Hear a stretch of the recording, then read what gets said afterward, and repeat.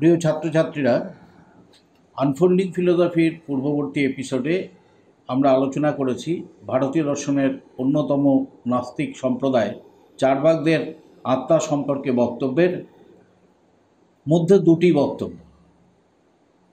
অর্থাৎ একটিতে আমরা দেখিয়েছি যে দেহ এবং একটিতে দেখিয়েছি ইন্দ্রিয়।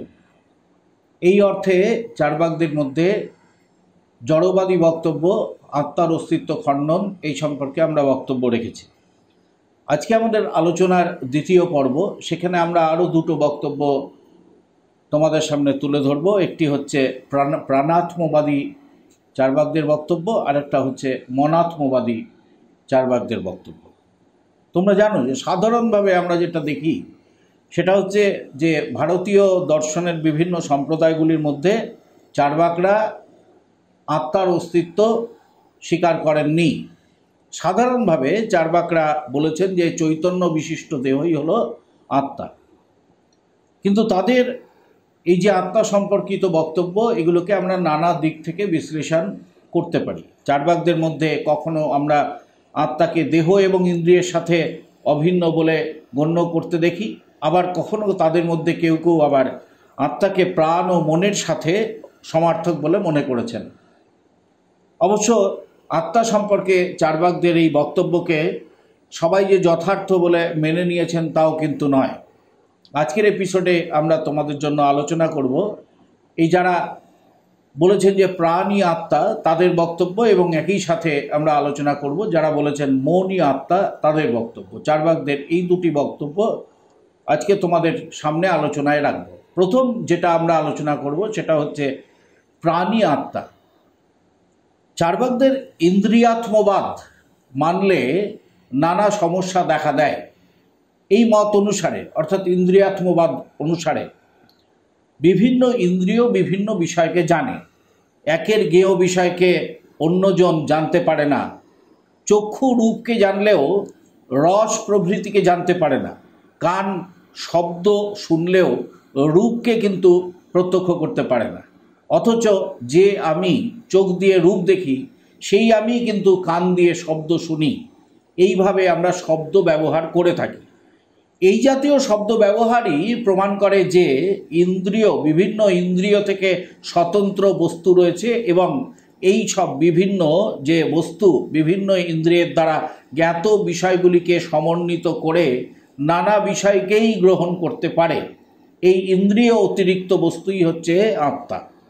চোখ দিয়ে দেখি, কান দিয়ে শুনি প্রভৃতি শব্দ ব্যবহারও প্রমাণ করে যে চোখ, কান প্রভৃতি করণের অতিরিক্ত কর্তা রয়েছে।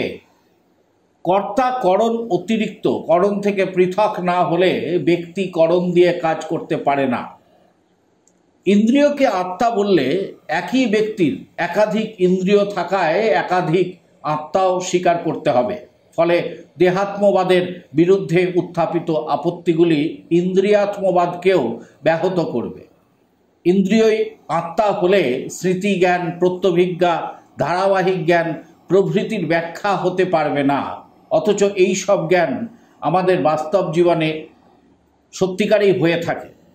এই সব সমস্যা দেখা দেয় বলে এক শ্রেণীর চার্বাকরা বলেছেন যে প্রাণী আত্মা।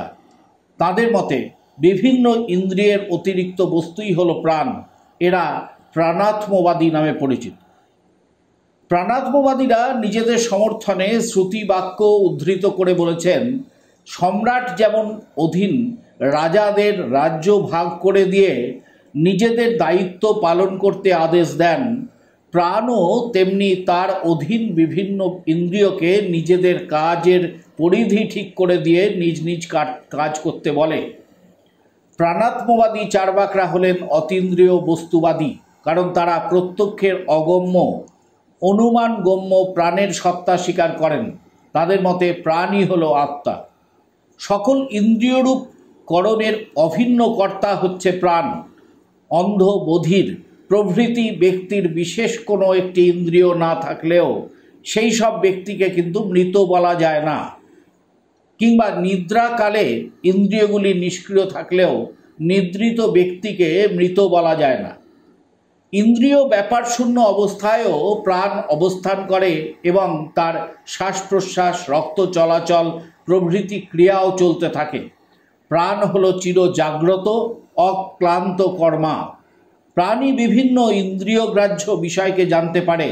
তাদের মত অনুসারে স্মৃতিজ্ঞান, প্রত্যভিজ্ঞা প্রভৃতির জন্য প্রয়োজনীয় অভিন্ন জ্ঞাতাই হলো প্রাণ। দেহাত্মবাদ ও প্রাণাত্মবাদ মানার ফলে যে দোষগুলি ঘটে, প্রাণাত্মবাদ মানলে সেগুলি কিন্তু থাকে না। প্রাণের ইচ্ছাতেই দেহ ও ইন্দ্রিয়গুলি তাদের কাজ করে থাকে। দেহ ও ইন্দ্রিয়ের ক্রিয়া প্রত্যক্ষ সিদ্ধ। ইচ্ছা নিজের আশ্রয়ে ক্রিয়া উৎপন্ন করে না, অন্য বস্তুতেই তার ক্রিয়া জন্মায়। এর থেকেই প্রমাণিত হয় যে দেহ ও ইন্দ্রিয়ের অতিরিক্ত কোনো আশ্রয় রয়েছে, আর প্রাণই হচ্ছে সেই আশ্রয়। আমি ক্ষুধার্ত, আমি তৃষ্ণার্ত প্রভৃতি শব্দ ব্যবহারও প্রমাণ করে যে প্রাণই হলো আত্মা, কারণ ক্ষুধা তৃষ্ণা প্রভৃতি বস্তুত প্রাণেরই ধর্ম। এইভাবে করে চার্বাকদের মধ্যে একটি সম্প্রদায়, তারা প্রাণ এবং আত্মাকে অভিন্ন বলে মনে করেছেন। চার্বাকদের মধ্যে আরেকটি সম্প্রদায়, আরেকটি ভাগ, তারা মনে করেছেন মনই আত্মা। আমরা এবার তোমাদের সামনে এই চার্বাকদের বক্তব্যটি উল্লেখ করছি। চার্বাকদের আত্মা সম্পর্কে প্রাণাত্মবাদ মানলে নানা প্রকার দোষ দেখা দেয়। যেমন প্রাণ অচেতন এবং তা বায়ু মাত্র। বায়ু গতিশীল হলেও সচেতন নয়। শ্বাস প্রশ্বাস রূপ বায়ু বিশিষ্ট দেহই সচেতন মানুষ নয়। যাকে আমি বলা হয় তার ইচ্ছা, সংকল্প, বিকল্প, অনুভব, সুখ দুঃখ প্রভৃতি হয়ে থাকে। এই আমি অচেতন প্রাণের নামান্তর হতে পারে না। মনেরই ইচ্ছা অনুসারে দেহ, ইন্দ্রিয় ও প্রাণ তাদের কাজ করে থাকে। মনঃসংযোগ ছাড়া ইন্দ্রিয় ব্যাপার জ্ঞানের উৎপাদক হতে পারে না। মনই হল প্রকৃত দ্রষ্টা, শ্রোতা, ঘ্রাতা, স্পর্শকর্তা। ইচ্ছা প্রভৃতি হলো মনেরই ধর্ম, অচেতন প্রাণের ধর্ম নয়। যদি প্রাণই দেহ ও ইন্দ্রিয়ের চালক হতো, তাহলে নিদ্রাকালে নিদ্রিত ব্যক্তির ইন্দ্রিয় থাকায় ইন্দ্রিয় ব্যাপার ঘটত, কিন্তু বাস্তবে তা কিন্তু ঘটে না। নিদ্রিত ব্যক্তির নাম ধরে ডাকলেও সে সাড়া দেয় না। এর কারণ নিদ্রাকালে প্রাণ সৎ ও ক্রিয়াশীল হলেও দেহে কিন্তু চৈতন্য থাকে না। এতে প্রমাণিত হয় যে প্রাণ থেকে স্বতন্ত্র কোনো বস্তুই হলো আত্মা। মনই হলো সেই আত্মা। মন ও প্রাণ দেহ থেকে স্বরূপত স্বতন্ত্র কোনো বস্তু নয়। মন জড়াত্মক বলে তা একই সাথে দেহাত্মকও। চারটি ভূতের বিশেষ মিলনের ফলেই দেহে মনের উৎপত্তি হয়। দেহের বিনাশে মনের বিলুপ্তি ঘটে থাকে। প্রাণই আত্মা হতে পারে না। মনের অধীন বলে প্রাণের নিবৃত্তি সম্ভব। মন সকল ইন্দ্রিয়গ্রাহ্য বিষয় গ্রহণে সক্ষম। একাধিক ইন্দ্রিয়ের দ্বারা গৃহীত বিষয়কে সমন্বিত করে মন একটি বিষয়কে জানতে পারে। মন নিত্য উৎপত্তি বিনাশশীল নয় বলে অনুভবকাল থেকে স্মরণকাল বা প্রত্যভিজ্ঞাকাল পর্যন্ত তা স্থায়ী থাকে। মনকে আত্মা বলে মানলে স্মৃতি, প্রত্যভিজ্ঞা, কার্যনির্বাহক অনুমান প্রভৃতির ব্যাখ্যা করা যায়। সকল জ্ঞানই স্বরূপত প্রত্যক্ষমূলক। প্রত্যক্ষ প্রমাণবাদী চার্বাক মনকে আত্মা বলার জন্য বলেন যে রূপ, রস প্রভৃতি বিষয় জ্ঞান প্রত্যক্ষাত্মক বলে ইন্দ্রিয় সাপেক্ষ।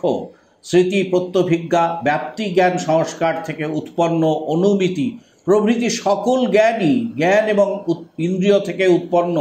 তবে এই সব জ্ঞান বাহ্য ইন্দ্রিয় থেকে উৎপন্ন হতে পারে না বলে এদের উৎপত্তির জন্য মন নামক স্বতন্ত্র ইন্দ্রিয় স্বীকার্য। দেহ, ইন্দ্রিয় ও প্রাণের অতিরিক্ত বস্তু মনই হলো আত্মা বলে এরা মনে করেছেন। আজকের এপিসোডে তোমাদের সামনে দুটি আলোচনা করলাম। একটি হচ্ছে মনই আত্মা, এই যারা বিশ্বাস করেন সেই চার্বাকদের বক্তব্য, এবং আরেকটি বক্তব্য যেটা আলোচনা করলাম সেটি হচ্ছে প্রাণই আত্মা।